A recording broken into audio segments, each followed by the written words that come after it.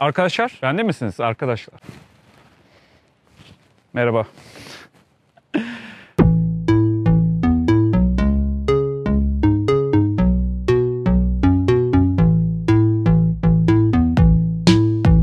Arkadaşlar, bugün farklı bir video ile karşınızdayım. Hava gördüğünüz gibi yağmurlu ama şeker değil, zerimeyiz ya. Değil mi? Arkadaşımın dairesini gezeceğiz bugün. Yaklaşık 4-5 yıldır burada Zekeraköy'de oturuyor. Kendisi yıllarını vermiş müzik sektörüne. Hem DJ'lik yapmış hem de radyo programlarında çalışmış profesyonel düzeyde. Çok güzel bir bahçe dubleksi var. Arada ben geliyorum, kahve içiyoruz. Bugün de kahve içmeye giderken sizi de davet edeyim dedim. İyi yapmışım değil mi? Dairenin içinde görüşürüz. Yarım saat erken gelmem gerekiyordu.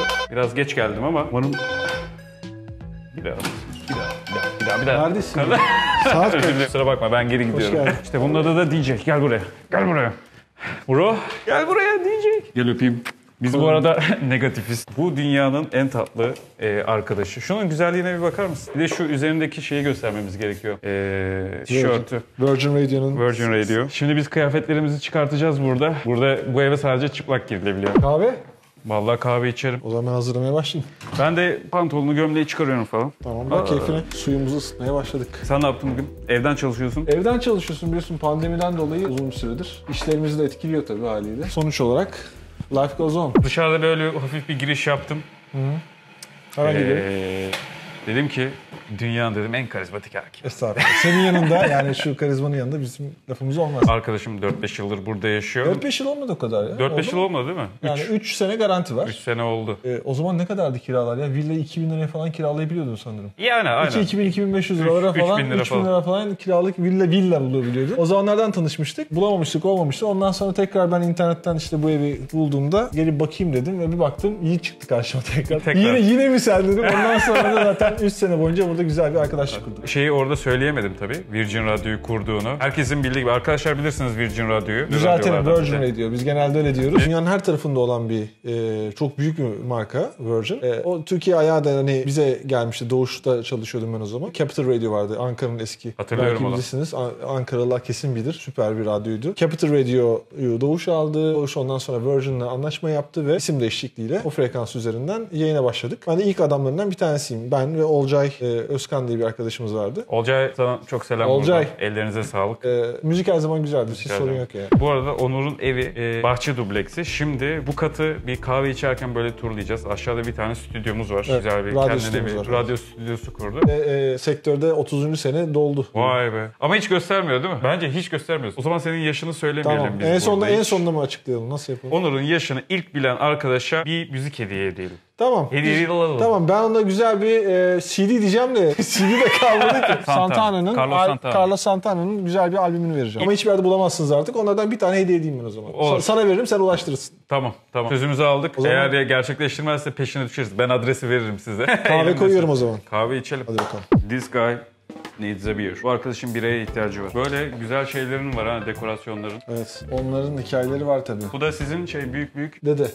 Bak, onu Jamaika'dan almıştım. Herkesin eline tutuşturuyorlar bir tane. Bob Marley mi? Bob Marley, Faruk.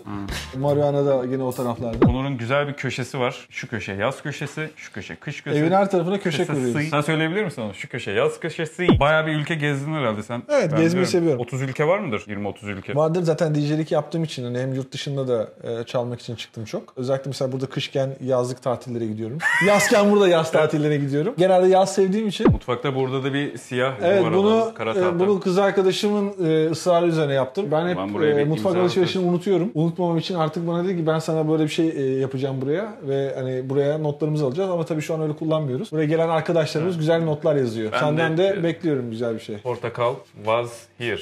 Abone sayını yazsana şu an. Bu videodan atıyorum bir ay sonra bir daha bakarız. Güncelleyelim. Ona göre güncelleriz. Şu an abone sayım 3 milyon. 3. Sadece 1780 gibi bir şeydi. Tarih olarak da 26/1/2021 olarak attım. Tamam, süper. Abonman sayı. Bu köşemiz böyle. Bu güzel ama çok işe yarayan bir şey oluyor. Bunu gerçekten gördüğünüz gibi burada bir hasta olmuştum. Pandeminin başlarıydı. Üst komşum doktordur. Geldiğinde sabah 9'da acil yardım diye buraya notunu düşmüş. Bu şey yoktu mesela. Bu alan yoktu. Burada sadece Burası kapalı duvardı. Burada nasıl bir uygulama yaptın? Onu bizim Burada nasıl bir arkadaşlara uygulama anlatalım. yaptım? Ben açık mutfak çok seviyorum. Böyle bar falan hani insanların oturup sohbet edebileceği bir alanlar evde benim için önemli. O yüzden kız arkadaşımla beraber zaten dizayn ettik sayılır. Burayı yıktık. Yıkınca da bayağı mutfak vardı. Kapalı mutfaktı. Yıktık mutfağı. Açtık. Sonra bu barı biz dizayn ettik. Bunun ne kadar maliyeti? Malzemesi ne mesela bunun? Ya aslında bu dediğim gibi biz çok alelacele taşındığımız için bir de hani o zaman bütçeye de çok önemli. Ev büyük bir ev. Hiçbir şey yoktu bu arada. Tuvalet kapıları, hani oda kapıları hiçbir şey yoktu. Hiçbir şey yoktu. Yerler yoktu. Yani çok fazla masrafı vardı. O yüzden bunlara biraz hızlı çözümler üretmek durumunda kaldık. Burası işte demir karkas var. Üzerine alçıpan ve boya.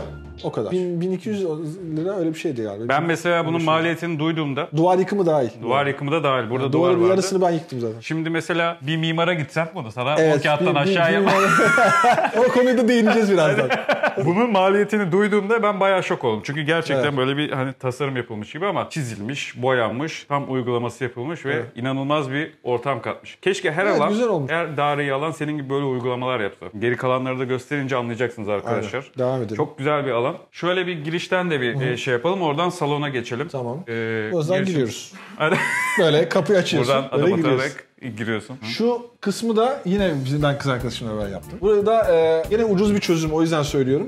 Marangozdan ağaç parçasını aldık. Zımpara, cila, üzerine vernik neyse. Ve halatlarla beraber burada bir giriş kısmına küçük bir şey yaptık. Bu da bildiğin tepsi. Tabii siz bunları ayrı ayrı birleştirdiniz. Böyle satın almadınız. Hayır canım, hayır. Bunları daha sonra da kendisinden bahsedeceğim mimar arkadaşımla beraber deldik. Halatları geçirdik. İşte buraya çengellerini taktık. Kız arkadaşım tepsinin içine ayna kestirdi. Bu bir tepsi. Tepsi bildiğin. Aynen tepsi. Börek tepsisi. Arkadaşlar gelin buna bakmanız lazım. Girişte bildiğin fark ettin börek mi? tepsisi. Hayır hiç fark etmedim. Hayır, bildiğin börek tepsisi. Ben bunu böyle hani bir tasarım mağazasından falan alınmış Yok zaten. canım, bildiğin börek tepsisi. Bir de renk uyumu, malzeme uyumu çok güzel olmuş. Yani evde tepsin kırıldığında aynaya çıkar, Aynen. börek Tabii yap. şimdi onu ben bakır boyayla, tabii sprey boyayla boyadığım için biraz zararlı olabilir tabii yemek falan pişirmek de. Mutfağa bakmıştık. Şimdi de salona bakalım arkadaşlar. Aynen. Gelin. Bir müzik ustasının, sanatçının, bir DJ'in evi nasıl olur? Adım adım geziyoruz şu anda. Kişiden kişiye göre değişir bu tasarımlar ama seninki muazzam. Hala yapım aşamasında diyebiliriz bu arada. Ben artık bir müteahhitlik firması kuracağına inanıyorum yakın tarihte. Burası oturma alanımız arkadaşlar. Burada bir L koltuk, tekli koltuk. Sözünü unutma. Avrupa konutlarında oturuyordum.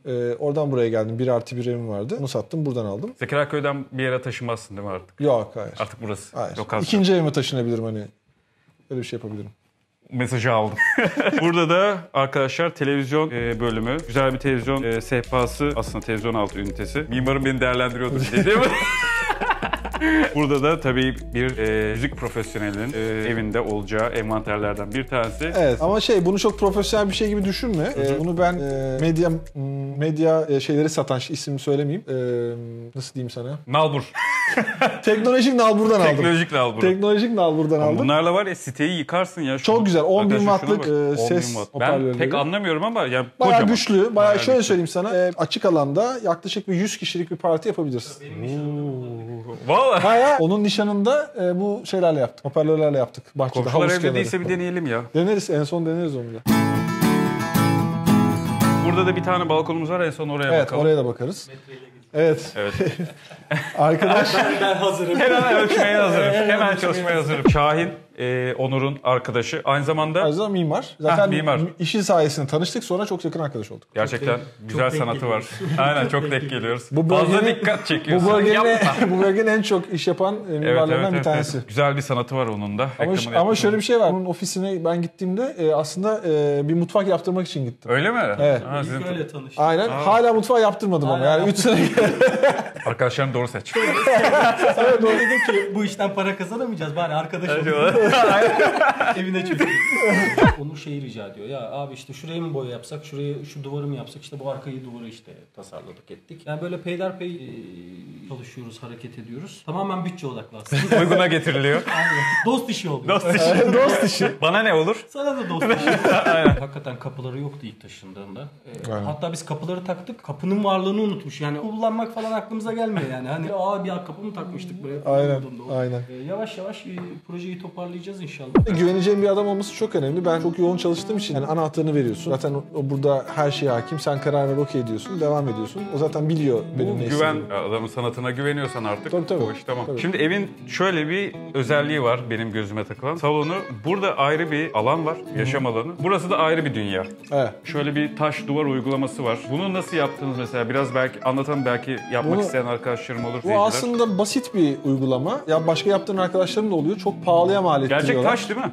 Gerçek. Gerçek. Gerçek Evet. taş, evet. Şahin daha iyi anlatır şey olarak, uygulama Ya teknik Şahin Bey olarak. sahneye lütfen. teknik Aslında olarak. şöyle, bu taşlar çok uyguna satılıyor normalde. Yani metrekareleri 55 TL civarlarına falan geliyor. Sadece arkasında bir yapıştırma malzemesi var. Taşlar tamamen çekiçle falan da kırılabiliyor. Hatta onların Aynen. bir kerpetenleri var.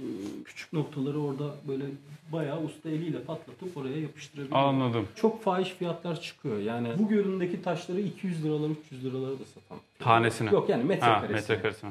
Ama yani şu duvar şöyle söyleyeyim ben size 500-600 liraya falan mal. Aynen. Mal oluyor. Otel bitirmişi de bunun 1000 liraya falan yapıştırıcı malzemesi, aynen, usta malzemesi. parası. Bir mimara versen 10.000 lira abi. Tabii yani. Normal fiyatını söylemesin şu an kendisi. Nasıl iş? Şurada da güzel bir uygulama alanı var. Evet. Raf sistemi. Arkadaşlar buraya yaklaşın biraz. Her farklı ülkeden şey var. Ürünler var. Aynen. Alkoller var. Genelde içki. İçkiler var, aynen, şeyler var, kadehler var, böyle kuru kafalar var. Bunlardan biraz şey yaparsan, mesela şu ne? Bu Mama Juana diye bir içki. Bu Karayipler'dendi galiba. Evet, Karayipler'den aldığım bir içkiydi. İçinde oradaki özel ağaçlardan, yapraklarından yapılıyor. Rom koyuyorlar. Belki 6 ay, 7 ay bekletiyorlar. Bekledikten sonra bu kırmızı bir hal alıyor gördüğün gibi. Bunun afrodizyak etkisi olduğuna inanıyorlar. Şaka yapıyorsun. Yani öyle diyorlar. Bilmiyorum, bak açılmamış daha. Yani daha içmedim. Arkadaşlar özel erkekler alacaktır yani bunu daha çok büyük O ihtimalle. belli olmaz, o yüzden yani Karayiplere- genel olarak bir şeyini söyleyelim. Karayiplere Etkisini gidip gelmek. söyleyelim. Ama denemedim daha yani. Afrodizyak. Orada içtim. Güzel, tadı güzel. Tatlı bir tadı var. Onu söyleyebilirim. Etkisi? Etkisi şöyle. Orada şimdi satış yaptıkları için öyle bir şat olarak veriyorlar. Türkiye'de yok herhalde bundan, değil mi? Türkiye'de bilmiyorum ama yoktur. Bu %90 mesela yoktur. içki bitti, yaprakların içine içki doldursak tekrar etki eder mi? Yani öyle dediler. Güzelmiş. İstersen alabilirsin. Gerçekten mi? Tabii. Vallahi. Yani bayağı ilgi gösterdim çünkü. Yani bende daha büyüğü var. Depolayarak aldığım için sana bu yeter. Yeter. Ben bunu bir deneyeyim. Benim yaşta olduğu için. Teşekkür ediyorum. Ben bunu şey yapayım, Tamam, şöyle onu sen böyle cebine yolluk atarsan. yapayım. İtalya'dan herhalde. Aynen. Sicilya. Aynen. Limoncello var. Aynen. Şampanyamız var bir tane özel günler için. Ve Türkiye'yi temsilen. Rakıyı da oraya koyduk yani. Buradaki abla ne iş yapıyor? Bu abla gel Küba'dan. Kız arkadaşım beğenerek aldı ve dizayn etti. Bu İngiltere'den herhalde. Kumra bu.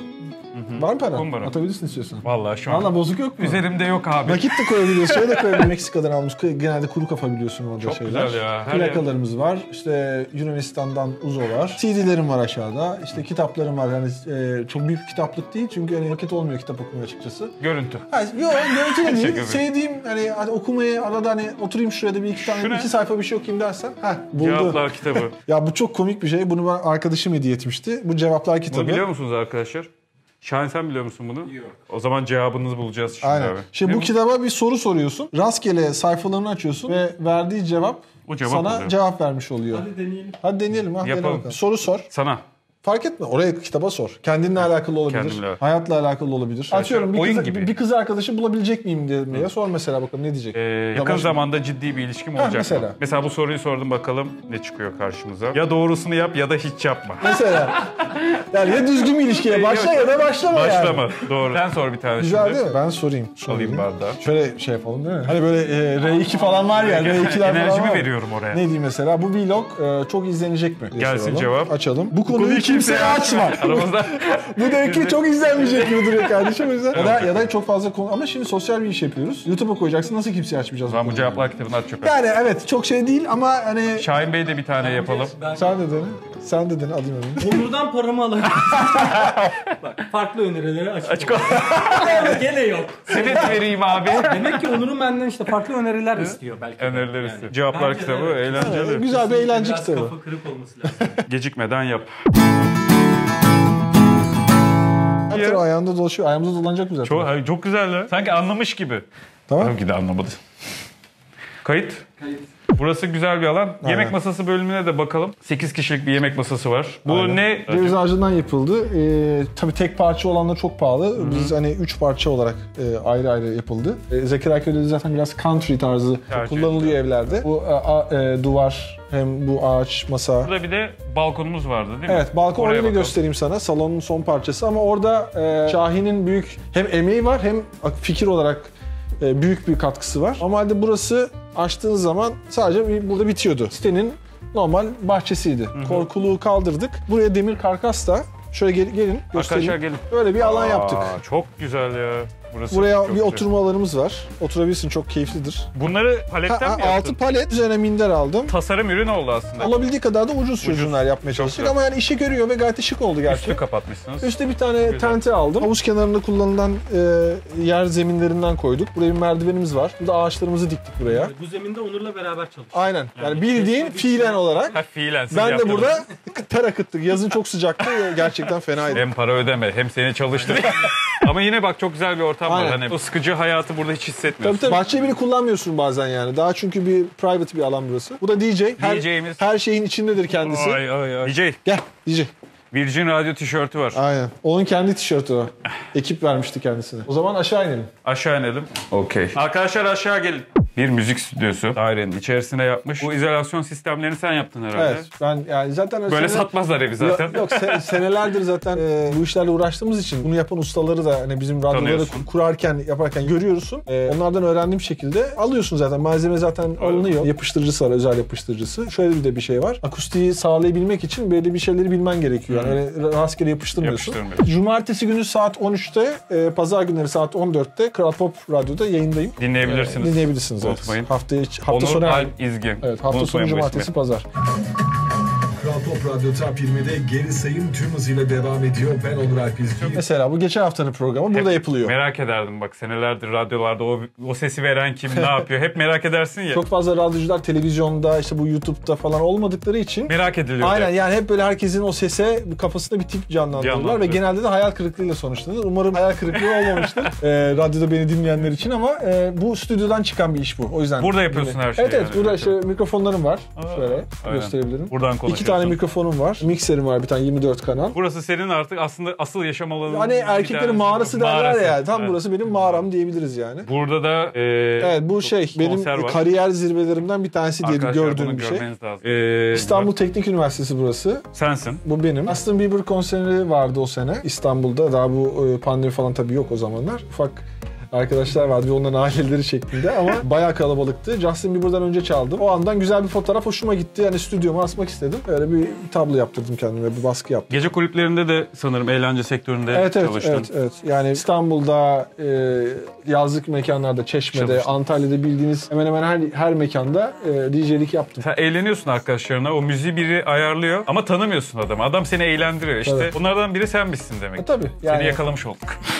teşekkür ederim. Eğlendirmeyi çok seviyorsun ama ciddi bir iş bu. Elimizden geldiği kadar yaptık. Yapmaya da devam etmeye çalışıyoruz. Bu arada biliyorsun işte bu pandemiden dolayı işe gidemeyen bizim gibi gerçekten çok büyük darbe yiyen müzisyenler Tabii, var, sanatçılar var, DJ'ler var. Onlar için de hani bir destek olması gerekiyor. Bunu da ben hani söylemek istiyorum. Tabii. Bu, hani hazır buraya gelmişken. Çalışırken bile hani ucu ucuna denk geliyordu her şey. Şimdi her şey bitti. Doğru. Bu kadar sosyal sorumluluk Aynen. yeter bence. Bu stüdyoda yapamayacağım hiçbir şey yok. Yani canım sıkkın olduğu zaman geliyorum buraya. Bir melodi açıyorum. Klavyem falan da var küçük de olsa. Burada kendi kendime çalışıyorum. Vokalist arkadaşlarımız oluyor. Onlar geliyor burada çay kahve içerken, muhabbet ederken akıllarına bir şey geliyor. Bir melodi geliyor. Onu yazıyoruz, ediyoruz, uğraşıyoruz. Yani her şey olabilir ama hani zaten... Akışına göre yapıyorsunuz. Akışına göre. Çok öyle bir şey beklentimiz yok zaten. Maddi bir beklentimiz olmadığı için. Asıl öyle olunca sanki asıl sanat Yani çıkıyor tabii. değil mi? Yani sanat, müzik, her şey yani yaptığın sürece güzel, yapabildiğin sürece güzel. Biz elimizden geldiğini yapıyoruz. Burayı kendine stüdyo yapmışsın. Çok güzel. Evet. Bir banyomuz var Burada bir herhalde. banyomuz var. Buraya geçelim. Aynen. Şimdi arkadaşlar Onur nerede yaşıyor? Onur'un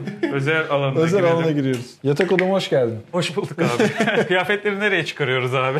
Şimdi burası sen biliyorsun zaten. Beraber de gezmiştik bu evi ilk geldiğimizde. Bomboştu. Yani Bomboş. tamamen bir aslında salon kadar büyük bir oda burası. Nereden baksan bir 50-60 metrekare var burası. Var evet. O çok iyi değil mi o konularda ama bayağı büyük bir alan. Tabii, büyük. Buraya girdiğin zaman normalde hiçbir şey yoktu. Biz buraya bir duvar yaptık. Bunu yapmamızın amacı burayı bir giyinme odası gibi bölmek. İkincisi de yatarken de televizyon izleyebilmek. Yani Ayrı çünkü televizyonu buraya koyman gerekiyordu. Yatağın orada çok uzak bir mesafe olacaktı falan. Harika bir fikir. Banyo yapmak da aklına gelmez çoğu insanın. evet. Bu benim gördüğüm en iyi uygulamalardan bir tanesi. Teşekkür ederim. Bu katta sadece biraz önceki gösterdiğim banyo vardı. Orası çok büyük bir alan değil. Bir tuvalet, banyo, duş da var. Burada yoktu. Dedik ebeveyn banyosu nasıl katarız? Onu da böyle yaptık. Yine buraya bir duvar ördük. Buraya bir duvar ördüm. Aynen yatağı ayıran bir duvar ördük ve buraya bir banyo yaptık. Nice. Aynen, bu banyoda tesisatı yukarıdan çektik aşağı. Güzel böyle bir taş uygulaması yapıldı. Harika. Yerlerde taş şeklinde. Renk banyo çok güzel. Burada bir giyinme bölümü yapmışsınız. Aynen, burası bir giyinme. Giyinirken oturabileceğim bir bölüm. Dolap değil bu aslında. Bir tane demir. Ha. Üzerine alçıpan, gene boya. Evet, alçıpan. Bir tane demir şeyle hemen askılarını asıp orayı Gerçekten kapatıyorsun. güzel. Açık. Arkadaşlar aklınızda bulunsun. Mesela böyle bir ev aldınız. Buraya gidip böyle bir dolap satın almayıp böyle bir uygulama yaptınız. Çünkü alan çok büyük. Yani bir 5,5 metrelik bir alan Evet, burası. çok Buraya fazla maliyet özel olur. bir dolap alman gerekiyor ya da Nereden yaptırman baksan gerekiyor. Öyle yine olunca da 5-10 bin lira yine tabii minimum. çok ciddi para. Burada alçıpan sistemi ve demir karkas herhalde bunlar da. Aynen. Biraz daha düzenli olabilir. Daha yapılabilir Ama tabii. çok güzel yine de. Yapılabilir ama yapacağız. Pratik çözümler, ucuz fiyata. Burası da yatak odamız. Burası da yatak odamız. Şuradan ışık. Oradan ışığı açabilirsin. Evet. Burası da yatak odası. İşte burayı böldüğün zaman Ayrı, duvar burada ayrı. hiç rahatsız etmiyor. Burada da çok büyük bir alan var çünkü. Burada da yattığın zaman güzel de televizyon izliyorsun. Netflix'inden filmini izliyorsun. Uyuyakalıyorsun. Çok tatlı oluyor. Çok keyifli. Yaklaşık bu gene bir 8 metrelik falan bir balkon var. 3 metrelik de bir genişliği var. Onun üzerinde de bahçem Bahçe var. kısmı var. Çamur olacağız. Biraz çamur olacağız. Şöyle basalım. Burada en büyük olaylardan bir tanesi şu salıncak. Bunu gene ben hurdalıktan aldım. 150 lira gibi bir şey aldım. Hızlı bir şekilde paspas diyorum. Ne derler? Zımpara. Zımpara ve boyasını yaptım. Ondan sonra ben buraya bir tane minderi aldığım Yeni zaman uygun çözümler. televizyon çevirip buradan da izleyebiliyorum. İzleyebilirim. Üst katta zaten salonum var. Salon var. Burada bir bahçem var. Arkadaşlarımla masaya koyup gayet güzel şey yapabiliyoruz. Vallahi bugün bizi ağırladığın için teşekkür ediyorum. Ben teşekkür ederim. Arkadaşlarıma da, izleyicilerime de senin evini göstermek istedim. Yaklaşık 200 metrekare 3+1 bir bahçeli dubleks. Evet. Arka tarafta balkon, salon, altta odalarımız var. Harika bir alan yaratmışsın Teşekkür gerçekten. ederim. Ellerinden şey yapmış. Bir de İçine burada girince yaş olayını unutmayalım. Yaş şeylerine tahminleri geliyordur herhalde değil mi? yorumlara Onur'un yaşını tahmin edene müzik CD'si vereceğiz. Santana. Santana'nın Carlos Santana'nın güzel bir albümünü vereceğim. İlk doğru yazana hediye ediyorum ben. Tamam. Edeceğiz. Tamam. Üşüdüm. Hadi kapatalım, hadi gidelim hadi. Arkadaşlar abone olmayı, yorum yazmayı unutmayın. Like atmayı da unutmayın. Bir sonraki vloga kadar kendinize çok iyi bakın. Sizi çok seviyorum.